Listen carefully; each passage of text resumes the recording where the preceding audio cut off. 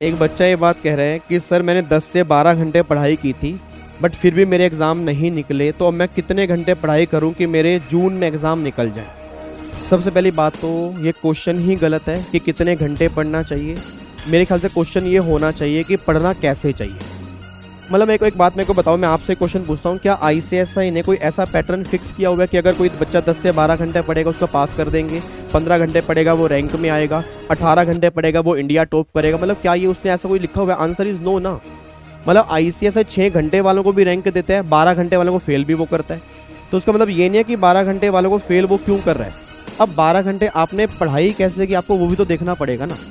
मैं कई बार देखता हूँ सर बच्चा 8-8 10-10 घंटे बैठ के पढ़ रहा है, बट जिस टाइम पढ़ने के लिए बैठा उसके दिमाग में थॉट्स ही काफ़ी आ रहे हैं, उसके दिमाग में कन्फ्यूजन चल रही है कि मुझे पढ़ना क्या है। अब सोच के बोलना, आपके दिमाग में कभी ऐसा नहीं होता कि आप पढ़ने के लिए बैठे, अब मैं कंपनी लॉ पढ़ूँ, मैं टैक्स पढ़ूँ, मैं JIGL पढ़ूँ, आपके दिमाग में ये कन्फ्यूजन चलती जा रही है। तो जितने टाइम में कन्फ्यूजन चली उसको आवर्स में काउंट मत करो।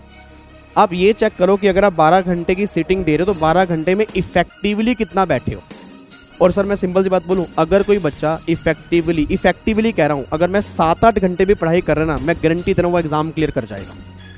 15-15 घंटे की पढ़ाई नहीं चाहिए यार, 15 घंटे में तो इंसान पागल हो जाता है, मैं सही बता रहा हूँ। अगर आप 7 घंटे भी इफेक्टिवली पढ़ रहे हो 100% आप एग्जाम निकाल दोगे। तो क्वेश्चन ये नहीं है कितने घंटे पढ़ना चाहिए, क्वेश्चन ये कि पढ़ना कैसे चाहिए। तो सिंपल सी बात है, जब भी आप पढ़ने के लिए बैठो अपना माइंड बिल्कुल फोकस करके बैठो, टाइम टेबल तैयार करके बैठो, और आपको पता हो कि आपने इस टाइम क्या पढ़ना है, इस टाइम क्या पढ़ना है, उसी पे आपने टाइम लगाना है। अगर आप कंफ्यूज रहोगे, माइंड में लोड्स ऑफ थॉट लेके चलोगे, क्योंकि प्रॉब्लम क्या है, जब हम पढ़ने के लिए बैठते हैं सारे थॉट्स उसी टाइम आते हैं। CL पढ़ने के लिए बैठेंगे दिमाग में टैक्स घूम रहा होगा, टैक्स पढ़ने के लिए बैठेंगे दिमाग में GIGL घूम रही होगी, GIGL पढ़ने के लिए बैठेंगे दिमाग में सेटिंग अप घूम रही होगी। अगर आपके दिमाग में ये चल रहा है तो उसको इफेक्टिवली स्टडी नहीं कहते, उसको आप आवर्स में काउंट नहीं करो।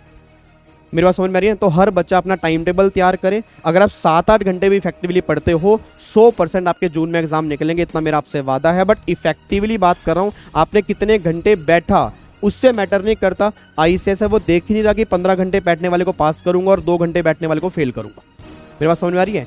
तो आई थिंक क्वेश्चन ये होना चाहिए कि पढ़ना कैसे चाहिए। तो बहुत बढ़िया तरीके से पढ़ो, प्रॉपर प्लान करके पढ़ो, टाइम टेबल के अकॉर्डिंग पढ़ो, 100% आपके जून में एग्जाम निकलेंगे।